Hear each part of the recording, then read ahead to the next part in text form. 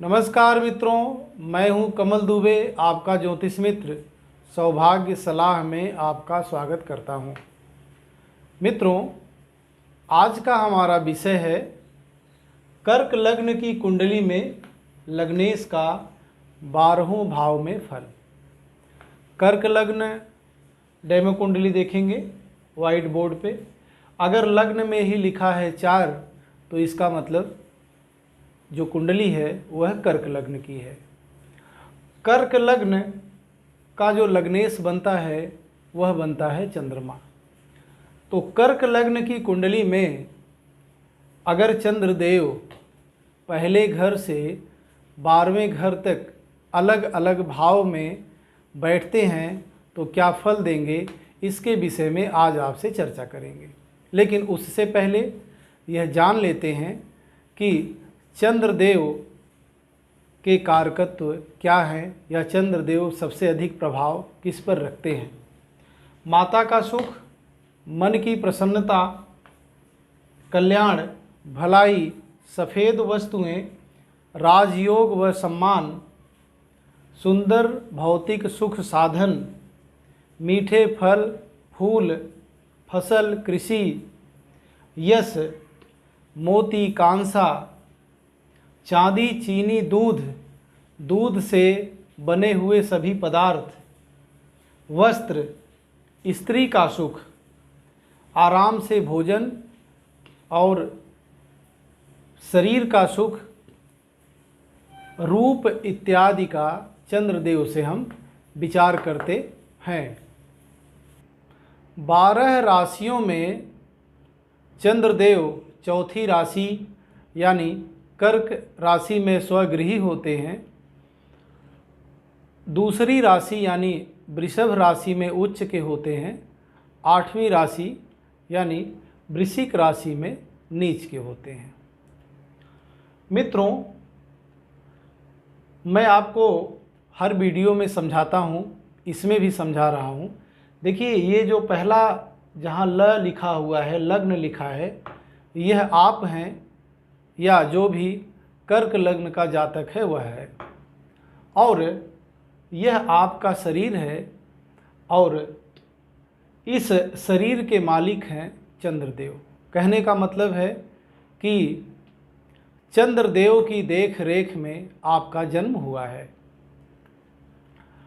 अब यह देखना पड़ेगा कि जो मैंने चंद्रदेव के कारकत्व के विषय में आपको बताया उसका आपको कितना लाभ मिलेगा। मित्रों, लग्न मजबूत होना चाहिए और लग्नेश मजबूत होना चाहिए। लग्न की मजबूती को देखने के लिए हम लोग अंश देखते हैं या डिग्री देखते हैं। अगर लग्न 12 से 18 डिग्री के बीच में है तो सबसे अच्छा यानी मजबूत स्थिति में बनेगा और 100% रिजल्ट आपका लग्न देगा। वहीं अगर चंद्रदेव भी आपके कुंडली में या कर्क लग्न की कुंडली में 12 से 18 डिग्री के बीच में होते हैं तो चंद्रदेव से संबंधित जो लाभ है उसमें आपको 100% मिलेगा। मित्रों, एक चीज़ और आपको समझना यहाँ पड़ेगा। चंद्रदेव बहुत ही शुभ ग्रह हैं और मन के कारक हैं। मन पे पूरा अधिकार चंद्रदेव रखते हैं। पंचमी से पंचमी तक यानी शुक्ल पक्ष की पंचमी से और कृष्ण पक्ष की पंचमी तक यह हमेशा शुभ रिजल्ट देते हैं, और कृष्ण पक्ष की पंचमी से और शुक्ल पक्ष की पंचमी तक यह पीड़ित होते हैं, कलंकित होते हैं, इसलिए अच्छा रिजल्ट नहीं देते हैं। मित्रों, विषम राशियों के विषय में अगर ग्रह 0 से 6 डिग्री या 6 से 12 डिग्री, 18 से 24 डिग्री या 24 से 30 डिग्री पे बनते हैं तो बाल अवस्था, कुमार अवस्था, वृद्धावस्था या मृत अवस्था। वैसे मैं हर वीडियो में समझाता हूँ, फिर भी मैं समझा दे रहा हूँ। अगर सम राशि, जैसे ये लग्न 4 नंबर से शुरू होता है इसलिए यह सम राशि होती है। सम राशि में 0 से 6 डिग्री मृत अवस्था होती है, 6 से 12 डिग्री वृद्धावस्था होती है, 12 से 18 डिग्री युवावस्था होती है, 18 से 24 डिग्री कुमार अवस्था होती है और 24 से 30 डिग्री बाल अवस्था होती है। मित्रों, अगर आपका लग्न या आपका लग्नेश मृतक अवस्था का है तो जीवन में कठिनाई आपको मिलेगी, क्योंकि मृतक व्यक्ति की न अपनी कोई शक्ति होती है और न अपना कोई विजन होता है। वृद्धावस्था में है तो इसमें भी शक्ति की कमी होती है। अगर युवावस्था में है तो मैंने जैसे शुरू में आपको बताया कि आपका जो ग्रह है या आपका जो लग्नेश है, जिसकी देख रेख में आपका जन्म हुआ है, वह आपको 100% रिजल्ट देगा। अगर किशोर अवस्था में है तो भी लगभग ठीक रिजल्ट देगा, लेकिन अगर वह बाल अवस्था में है तो बालक का स्वभाव लेकर के आप इस पृथ्वी पे आए हैं, चाहे जन्म हो और चाहे जवानी हो, चाहे बुढ़ापा हो, बालक जैसा स्वभाव आपका रहेगा अगर आपका लग्न कर्क है तो। अब मित्रों, अगर चंद्रदेव लग्न में ही विराजमान हो जाएं, सुंदर शरीर देंगे, क्योंकि लग्न से हम शरीर देखते हैं, सुंदर पर्सनालिटी, बहुत अधिक सूझबूझ, और अगर शुभ चंद्र हुए तो आपका मन भी स्थिर रहेगा और जिस व्यक्ति का मन स्थिर है वह निश्चित तौर पे इस संसार में बहुत कुछ कर जाएगा। क्योंकि मित्रों, आपके पास सब कुछ हो और आपका मन ही स्थिर न हो तो सब चीज़ें बेकार हैं। तो लग्न में अगर चंद्रदेव विराजमान होते हैं तो सुंदर शरीर, सुंदर मन, दूसरों की भलाई करने वाले, दूसरों के कोई भी ऐसा काम लेके आएगा उसको करने वाले होते हैं और साथ में सभी सुख सुविधाओं से युक्त होते हैं। वहीं 7वीं दृष्टि अगर 7वें भाव पे जाती है तो स्त्री का सुख तो वैसे मिलेगा, लेकिन चूंकि यहाँ पे मकर राशि आ जाती है और चंद्रमा और शनि की युति अगर बनती है तो विष योग बन जाता है, तो कहीं न कहीं स्त्री के माध्यम से आपको कहीं न कहीं से मन में अशांति बनी रहेगी। दूसरे भाव में अगर चंद्रदेव विराजमान होते हैं तो सिंह राशि आती है। यह अग्नि तत्व की राशि है और चंद्रदेव जल तत्व के हैं। अग्नि और जल का अगर संबंध होता है तो वैसे धन दौलत के लिए तो बहुत अच्छा है, पैतृक संपत्ति के लिए बहुत अच्छा है, लेकिन स्वास्थ्य के लिए कहीं न कहीं आग और पानी इकट्ठा अगर होगा तो स्वास्थ्य से संबंधित दिक्कत हो सकती है।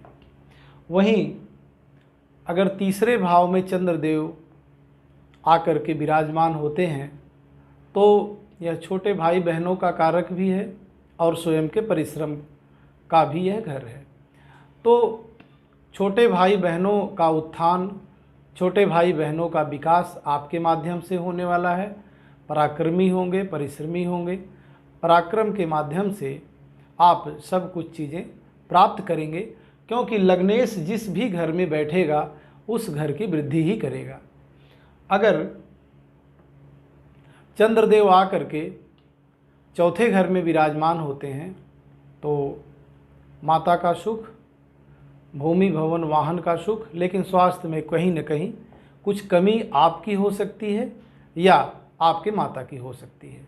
बाकी वैसे धन दौलत के लिए क्योंकि ये चंद्रमा जो है इस घर का कारक भी है तो इस घर की वृद्धि करेगा। लेकिन रोग के लिए थोड़ा सा, क्योंकि यहाँ पे तुला राशि आती है तो स्वास्थ्य के लिए थोड़ा सा कहीं न कहीं कुछ कमी हो सकती है। बाकी इस घर से संबंधित सुख, परिवार का सुख आपको मिलता रहेगा। भाग्य में आकर के यानी 5वें घर में आकर के चंद्रदेव विराजमान होते हैं तो मित्रों यह उनकी नीच की राशि है।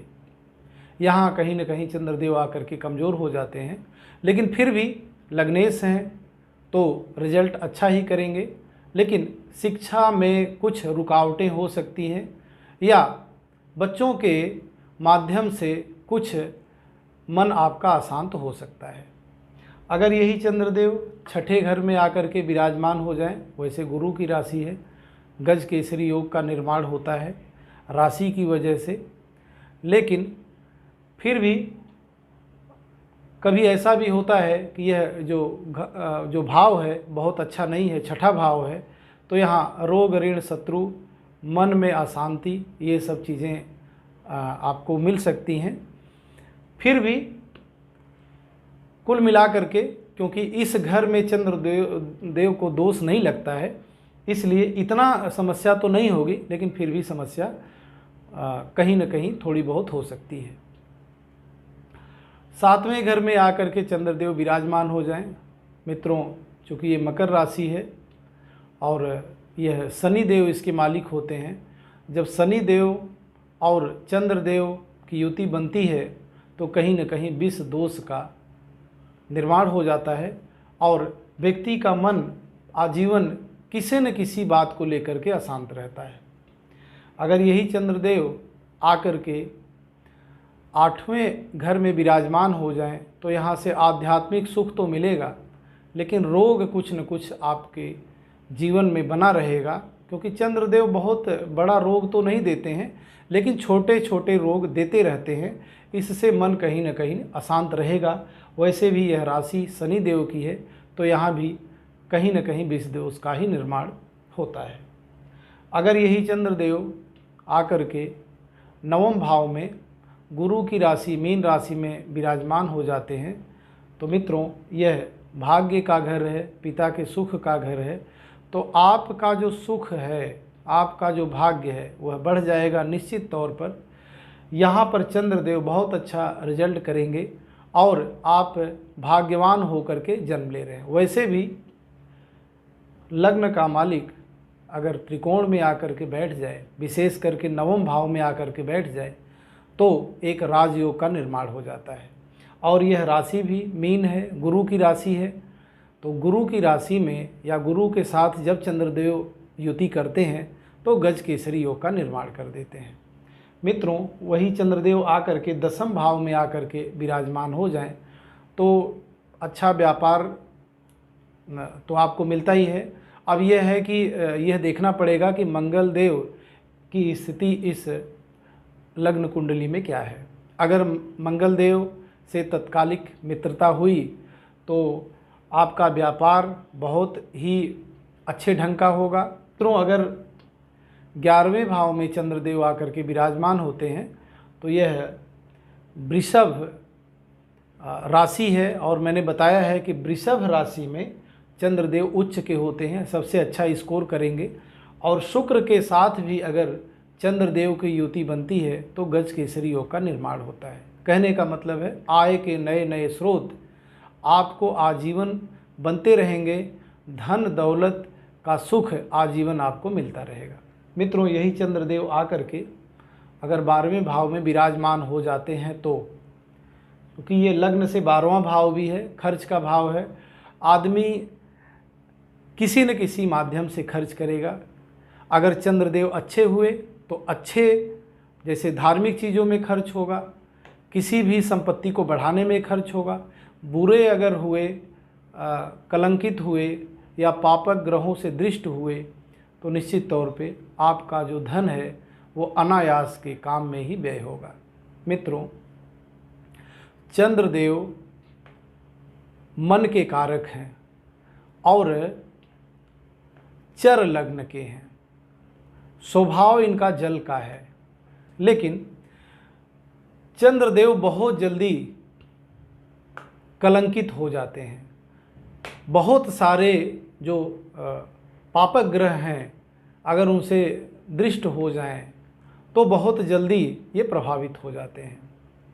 और आगे चर्चा करेंगे।